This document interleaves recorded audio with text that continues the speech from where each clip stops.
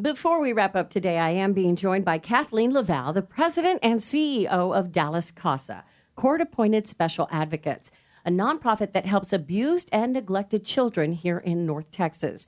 Casa is getting ready for their annual Parade of Playhouses, which will get underway at NorthPark Center in Dallas Friday, July 12th, and run through July 28th.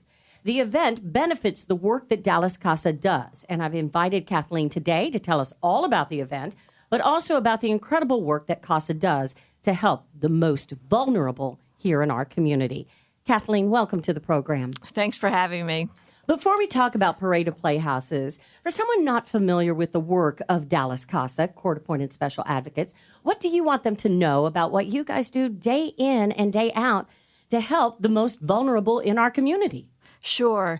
Well, as you know, when a child comes into the welfare system, when they're removed from home because of abuse or neglect, the judge approves that removal and then appoints one of our volunteer advocates to really become the eyes and ears for the judge, so that when those critical decisions are being made about whether the child is in a safe temporary placement, whether they're receiving access to the medical, the educational, the therapeutic services they need to heal from trauma, whether those are being provided, that's information that our volunteer advocates gather and provide to the court so they have a better understanding of the child's individual circumstances. And at the same time, they're forming that caring connection with each child. And for many of our children, this is really the first example they have of a caring adult who puts them first and really cares about their well-being and is focused on the child, because everyone else in the process is focused on maybe the criminal element or the legal issues, whereas the court-appointed special advocate is just focused on the child. Absolutely, and is aware that for a child, I mean, their world is turned upside down. I mean, they are separated from their parents, and most children, even in the most extreme circumstances, you want to be home. You want to be with mom and with dad, and so you're dealing with the uncertainty of how long am I going to be in staying with a relative or in a foster home, and frequently our kids end up having to change schools. So they're leaving behind their school friends, their neighborhood friends. They're frequently separated from their siblings, which can be particularly painful for kids. When I hear the term court-appointed special advocate, I immediately think, well, this volunteer is going to have some major training, but maybe even have a legal background. What are the requirements for a volunteer, Kathleen? So there's no educational or experience required. Basically, it is a job that attracts heartfelt individuals from every walk of life and every experience and background. So you do not require a legal background or a background in social work. We provide all of the training. There's a total of 30 hours of training involved before you're sworn in as an advocate, and then we have continuing education so that you're kept up to date on the latest in substance abuse and domestic violence and mental health issues, all of the issues that really are in the foreground of the cases that we handle. And you said 30 hours of training. Is that spread out, or is that over a month's time or 2 months' time? How does the training work? So it's typically we run these sessions 10 times a year, and each one is 8 classes, and it adds up to 24 hours of classroom training in person, and then there's online training that supplements that in advance of each of those classes. I know you're always in need of volunteers. How big is the need right now? The need is tremendous. We had in the state's fiscal year 2018, we had a 31% increase in the number of children in Dallas County alone who were removed from home. And so, the need continues to escalate. If you're hearing this and it all touches your heart that a child might feel alone in this process and really could benefit from you being that caring individual standing up for them, I hope you'll go to dallascasa.org and look at our upcoming training sessions. We train year-round, so you can jump in anytime, and we really are so proud of the community for the response they have provided, and we just need more. We had 1,400 volunteer advocates assigned to cases last year, which is extraordinary. I just, our community is so generous. But if you've talked to anyone who's been a volunteer advocate, you know that they'll tell you they receive more than they give, and just to know you've had an impact in the life of a child during such a frightening time, that really is, it has its own rewards. DallasCasa.org if you want more information about the volunteer opportunities. Who can volunteer? Well, anyone 21 or older. Okay. We have some requirements, obviously, in terms of we do very thorough background checks, and those youthful indiscretions are probably not going to count you out, but there obviously are other exclusions. But we handle all of that in the interview process and the application process. And every week we have a 1-hour information session where you just come, no commitment required, just come and hear about this role. And I mean, really is, I think, different than any other volunteer experience, just because of the role you play as a constant in the life of a child. And the impact that you're making in their life. Huge impact.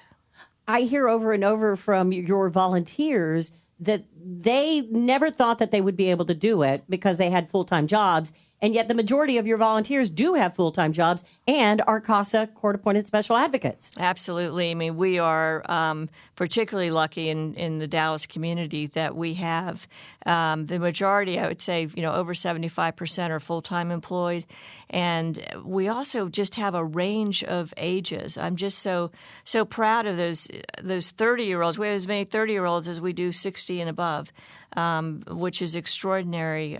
So you're talking about busy people with lots going on in their lives, still able to make room for this opportunity. They tell us it makes them better parents, better employees. It makes them, better spouses. So it really is a rich experience. And if somebody wants to volunteer, once again, DallasCasa.org, you don't throw them in the deep end. They are constantly working with somebody from Dallas Casa on the cases that they're assigned. And that's, I think, what sometimes causes folks to hesitate. They think, I don't have the skill set, I don't have the background. We bring all that to you in the training, and then you're actually partnered with a professional program staff member the entire time, and they go with you on each of those first experiences. So know that you'll be very well supported. Why is it important for children to have their own CASA volunteer? Well, I think it's very easy, as you said, for other stakeholders in the process to get caught up in the legal aspects of the case and, focusing on are the parents getting the required mandated services done. And it's very easy to lose track of the fact that there's a child involved. There's a child at the center of this controversy, and that for them, every day they wait is meaningful. If you can remember when you were 9, it seemed like forever before it would be your 10th birthday, or that trip to Six Flags that was a week away seemed like it was Summers seemed like they were forever. And so your sense of just passage of time is so different. And we know that the time to intervene for our kids is right now. This is the moment that they're developing and that they're forming an impression of this world, and to experience a trusting attachment and to know that an adult is concerned for you, to know that this is an adult who's going to show up when they say they will. That can just make all the difference in the life of a child. So they're changing schools, they may be changing foster homes, but the CASA volunteer is the one constant through the whole process. Absolutely. Our kids say most frequently when they see their volunteer, you came, I knew you would. And that is just such a comfort to know that, this child is on our radar screen. They're in our hearts. And I think that's something that children need to feel. After the training, you go through the 30 hours of training. You're working with the trained social workers with CASA, and then you're on a case. Typically, how much time are you spending with that child? With the child, the requirement is that you visit at least monthly, and frequently our volunteers will will visit more frequently than once a month, but that's the minimum requirement. The overall time involved in being this child's advocate. At the beginning of the case, when you're researching, getting to know relatives and school teachers and doctors, it can be pretty intense. It could be as much as, say, 20 hours a month in that first month. But we say more typically as the case goes on, it's somewhere in around 10 hours a month would be pretty normal. My guest once again is Kathleen LaValle, the president and CEO of Dallas Casa, court-appointed special advocates, a nonprofit that helps abused and neglected children in our area. Casa getting ready for their annual Parade of Playhouses, which will get underway at NorthPark Center in Dallas this Friday, July 12th, and run through July 28th. The event benefits Dallas Casa, but it also raises awareness. So let's talk about the Parade of Playhouses. This is like your regular playhouse that you would find in somebody's backyard, but done up to the max, like a major fixer-upper. These playhouses could be on HGTV. Kathleen. Absolutely. Someone referred to one of them that's in progress right now as a she shed. So it has a copper roof and actual working storm windows and indoor lighting. I mean, I just so admire the builders of these playhouses for their creativity, for their passion, their commitment, because we don't allow photographs to be taken of our children who are in the foster care system. And so sometimes to convey to the public what the need is, how great the need is, and what is happening with our children is very difficult. The playhouses allow us; they're almost like a proxy for our kids because they really raise awareness of a loss of childhood for our kids who are and a loss of child home victims and a loss of home. And so they really depict for us then the dream we have for each of the children who are in the child welfare system, that they'll be in a forever loving, safe home. Our dream for all kids is that they be able to be reunified with their families, and that to us is a home run. When that can't happen, we're part of the process of locating and making recommendations about hopefully relatives that may be able to step in. But everything about the Parade of Playhouses reminds us that that's what we want for our children. We want them to be safe. We want them to have that childhood that many of them are missing out on. And people can go see the Parade of Playhouses at NorthPark Center in Dallas, absolutely free. The playhouses are within the mall itself, 17 playhouses altogether. You said there's a she shed, also one that looks like a food truck, a playhouse shaped like a bull, one that looks like a lemonade stand. You can check them out online at dallascasa.org or head out to NorthPark Center in Dallas starting this Friday, July 12th, and running through July 28th. But you could see them for free, but then you can buy raffle tickets and possibly own one of these playhouses for your own backyard. Tell me about that, Kathleen. That's right. So the tickets are $5 each, and you can choose which of the playhouses you want to be in contention for. And I love watching the little kids walk up to these houses and press their nose against it, and the deliberation that goes on about which of the playhouses they want a raffle ticket for is so much fun to observe. So you can buy those raffle tickets online at dallascasa.org or in person. But really, I hope you'll come out and see them, because I think the creativity this year will really be on display, and what a better gallery to be displayed in the NorthPark Center. And we're especially excited. We've got our presenting sponsor, Crest.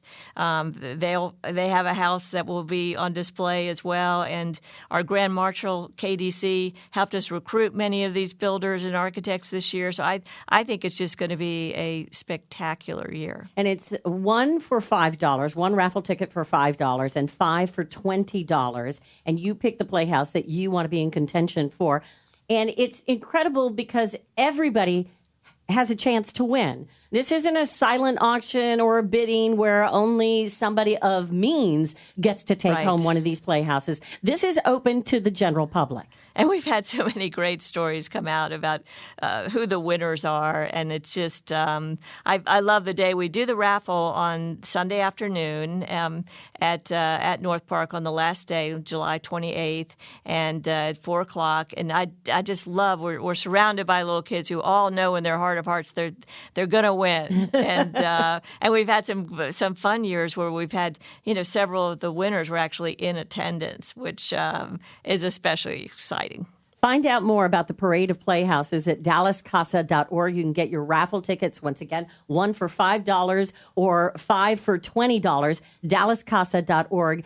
Raise awareness about the work that Casa is doing. Become a volunteer. If you can't become a volunteer, at least support the court-appointed special advocates and the work that they are doing to help the most vulnerable here in our community, those children who have been abused and neglected. I want to thank my guest, Kathleen LaValle, for being here and talking about Casa and also talking about the Parade of Playhouses. Thank you so much. Thank you.